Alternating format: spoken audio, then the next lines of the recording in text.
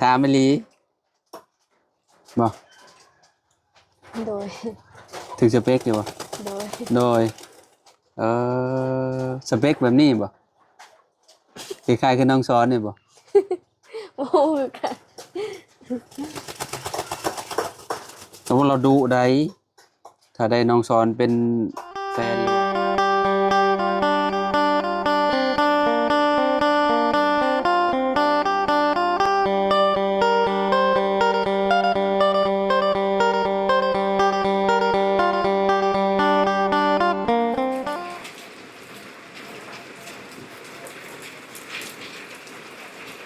เอากราบสบายดีและสวัสดีนะพ่อแม่พี่น้อง FC เบิร์สสุขูสุคนคือเก่าคือเดิมพี่น้อยเนาะเปิดภาพมาเห็นบ่พี่น้องเลยฝนตกอีกแล้วโอ้เป็ดลิ้นน้ำสบายใจเลยเนาะโคตรโพพี่น้องเลยฝั่งนั้นจะเป็นสวนผักน้องจันกับน้องหัวเพิ่นพี่น้องเลยเนาะมื้อนี้ฝนคือสิตกเบิดมื้อเบิดเว้นแหละคิดว่าเนาะแข่งมากินนี่เปียกหมดเลยพี่น้องเอ้ยโอ้ยเดือน11สิเบิดแหละฝนยังตกอยู่สิตกฮอดปีหน้าพุ่นบ่เนาะอลีรอปีนี้พี่น้องเอ้ยเนาะฝนฟ้านี่คือแบบอลีรอปีนี้นะสิเปิดภาพมาน้องจันพี่น้องเอ้ยเนาะโอ้เนาะนอนสบายเลยเนาะน้องเนาะบ่ฮ้อนเนาะอืมน้องจันเนาะกินข้าวแล้วบ่น้องกินแล้วได้ยังกินกินนั่นแกงนั่นแกงยังแกงอะบังบ่บ่เนี่ยเพิ่นลืมแล้ว บ้านเจ้าห้องรถแล้วอดอนอดอนนี่ก็คือบอนบ้านเฮานี่แม่นแม่นแล้ววะเก่งบอลโดยข่อยฮู้อยู่บอนบ้านข่อยห้องบอนบ้านข่อยบ้านเจ้าห้องอดอนเนาะโดยแกงใช่หยังแกงใส่หอยโอ้ข้างแล้วหอยจูบแม่นหอยจุกกับหอยปังไผไปหาหอยนี่แหละกับสบุนไปเอาอยู่เพื่อนเอื่อยอยู่หนอง ไปตอนใดเมื่อวานนี้โอ้ได้มาเมื่อวานนี่โดยโอ้แกงใส่ส้มหน่อยหนึ่งเนาะข้างอยู่เด้เนาะแกงบอนใส่หอยนี่โอ้สุดยอดบ้านเจ้าก็เคยบอกแกงใส่น้ำยานางแกงบอนใส่น้ำยานางได้คือหน่อไม้นี่ได้แซ่บได้แต่บางทีเราเคยได้ใส่ได้ลายบ่หอยลายอยู่พอดีกินขังได้เนาะเมนูเดียวครับบ่กินแต่แกงบอนครับบ่โดยเมื่อวานนี่คือแม่แกงแต่เมื่อวานนี่แต่ว่ายังบ่เบิดฮะแม่แกงแต่เมื่อวานนี่แต่ว่ายังบ่เบิดเราแกงเมี่ยนบ่เพราะว่ากินบ่เบิดเด้มันยังเหลืออยู่ก็เลยได้กินก็เลยได้กินรอบสองโดยโอ้โดยสบายดีโอ้หากระตื่นบ่ฮะมาแต่อาบน้ำเช่บ่โอ้อดแล้วเนาะอดมาหลายทิศเลยได้ เรื่องน้ำนี่เนาะจะเป็นยังไงเนาะหลดน้ำหลดในก็ได้ถ้าทีมงานมาพุ่นแหละพี่น้องเอ้ยทางบาบุญเพิ่นสิเดินทางมาได้บ่นี่เพิ่นคนเข่าบ่เพิ่นปั่นเข่าบ่หรือแนวใดพี่น้องเอ้ยเพราะว่ามันขับมาเพิ่นก็ต้องแล้วเวียกแล้วงานก่อนนะเนาะฝนตกตั้งแต่เช้าๆโหเนาะข่อยแข่งมากินนี่เปียกเบิดเลยข่อยมาฮอดนี่ฮอดบ้านนี่บันแห้งกันนี่ฮอดบ้านห้วยลัวนี่บ่แม่นห้วยลัวบ้านหยังกินแล้วนี่นะนี่บ้านหยังนี่มองบ้านสามอนนี่บ้านห้วยละอานี่แห้งอีหลีหั่นน่ะบ่สิใส่เสื้อกันฝนเด้อตากบ่รอดว่ะฮอดเฮือนน้องหัวเปียกกึบเสื้อจะเปียกคักบัดยะถ้ามันแดดคักอยู่มัน ยันบ่แดดเด้ตกมันมืดเด้อเขาว่านะมาเมื่อวานนี่เห็นไปรวมโตกันบ่เมื่อวานนี่อยู่ใส่เฮือนน้องซอนบ่ โดย เออเป็นยังไงไปหาเฮือนน้องซอนครั้งแรกได้จะไปเนาะ โดย ได้เจอกันอยู่บ่ เจอ เพิ่นไปแก่กล้วยบ่หรือว่าจังได๋ โบเราเฮ็ดส่วน เราเฮ็ดสวน โดย สวนปลูกผักนี่บ่ แม่น โอ้อยู่ในบ้านแล้วเหรอนะอืมบ่ได้ไปขุดนานสวยเราบ่ เราเฮ็ดเอง เราจะเฮ็ดเองบ่เป็นหยังคือนั่งไกลกันแท้ไม่ก็บ่ได้ยินแล้ว คนนี้ก็ บ่ได้ยินแล้วน้องจันเพิ่นอยู่พี่เจ้าเพิ่นอยู่พุ่นตุ้ยขึ้นบ่ หัวอะไรน้องหัว ถือว่าหยอกน้องหัวเพิ่นอยู่นั่นแหละบ่ได้ตุ้ยดอกธรรมดาก็ขับมาเบิ่งในคลิป คือว่าไปซุมหลาก็คือว่าเห็นกันบ่ โดย ไปพ้อกันตอนจักโมงเจ้า 4 โมง 4 โมงแรงบ่โอ้ เห็น FC คอมเมนต์มาอยู่ว่ารวมตัวคนดังมาเจอกันว่ะกับครั้งแรกเลยสิไปออกคลิปนำกันเนาะ แม่น ในช่องลุงเฮิมบ่ แม่น ช่องเบาไล่นํบ่ บ่ส่ง มีแต่ซองลุงเหิบ ลุงเฮิมผู้เดียวบ่ โดย อืมเบิ่งถึกสเปคอยู่บ่น้องชอนน้องจันอ้าวปฏิยิ้มบ่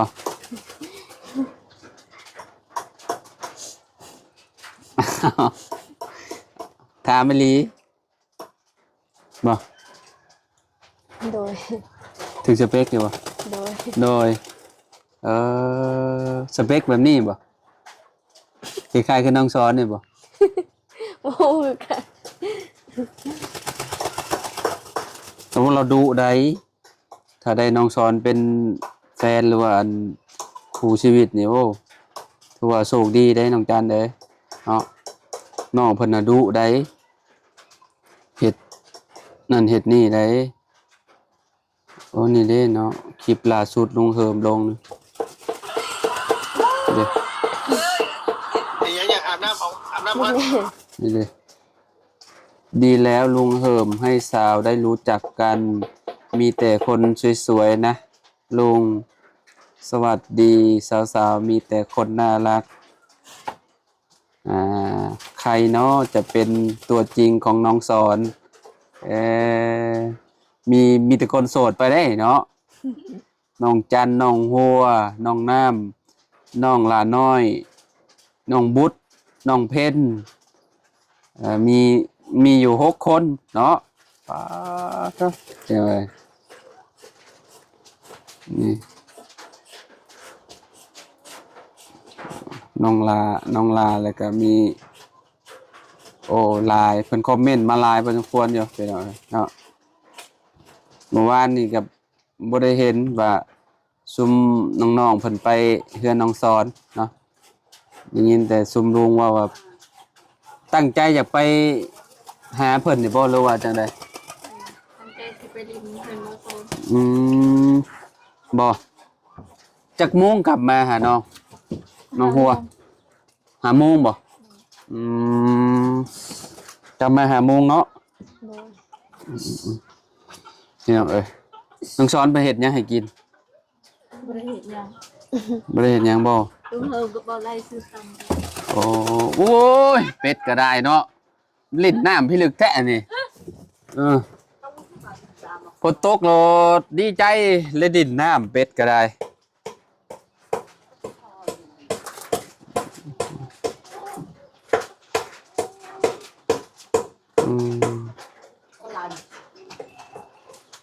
นักสอนอายุจากปีเลยฮะสำคัญบอกกับเจ้า บ่ฮู้คือกันได้ละประมาณ17 18 ประมาณ18 ปี18 ปี19 ปีจากเขาเนาะมือนั่นคอยว่ายอกแล้วโยมือเราล้างรถให้มีผู้สาวกับหาเอารถแล้ว ใครสิมาหมักเฮาเหรอวะเราขี้ร้ายแล้ววะสำหรับเจ้าเราบ่ได้ขี้ร้ายแล้วเนาะสำนั้นเนาะขี้ร้ายกว่าเราก็ยังมีหลายเนาะน้องชอนบ่ได้ขี้ร้ายเลยแล้วหน้าตาเราก็แบบผู้บ่าวบ้านๆเนาะแม่นบ่น้องจาน เลย ก็เนี่ยมาเป็นคนดุคนขยันกันโอเคเดี๋ยวเนาะแต่ว่าบ่ เลย บางทีคนรอก็ขี้ข้านบ่เฮ็ดเวียกเฮ็ดงานกับเจ้าสิครบบ่เจ้าสิเอาบ่เจ้าเดหัวเอาบ่เอารอขี้ข้านเอาบ่หืม บ่ บ่รอดุขยันทำมาหากินเอาบ่หน่อยเนาะคือน้องซ้อนนี่โอ้เราดุได้แต่ละมื้อไปนี่บ่ค่อยอยู่แล้วมีแต่อยู่สวนเราพุ่นแหละสวนมุงสวนมันเราพุ่นแหละเรามีสวนมันได้สวนมันเราหลายได้ปลูกผักปลูกหยังไปกินเองพร้อมโอ้ดูลิเนาะสิแวะไปหาเราอยู่พี่น้อยเนาะสิไปลิดน้ำน้องซ้อนเพิ่นมื้อนี้บ่ฮู้ว่าเราสิอยู่เฮือนบ่มื้อนี้จันไปอันนั้นตัดกล้วยบ่จักเจ้าเคยไปบ่เฮือนชุมหนองน้ำบ่ได้ไปจักเทื่อโอ้ให้กับเมื่อวานนี่แหละเนาะที่ว่าพ้อกันอยู่เฮือนน้องซ้อนเนาะ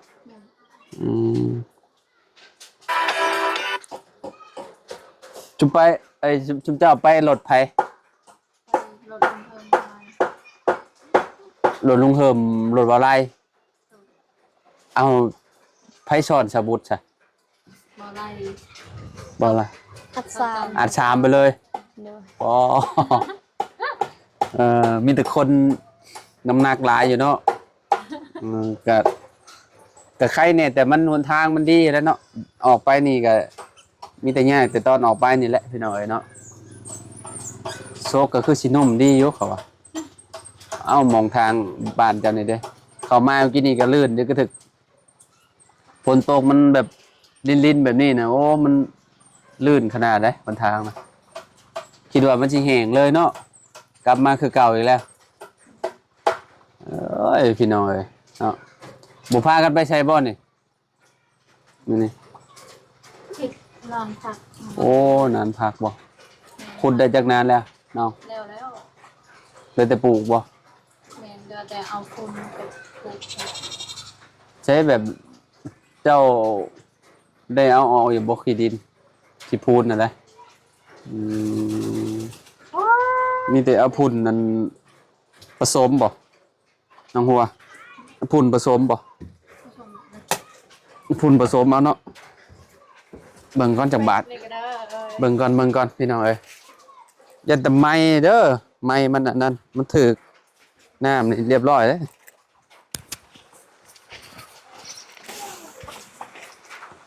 โอ้อันนี้สิปลูกหยังตัวนี้ ปลูกมักแต ปลู ง กแตงบ่แบ่สิบ่จกบ่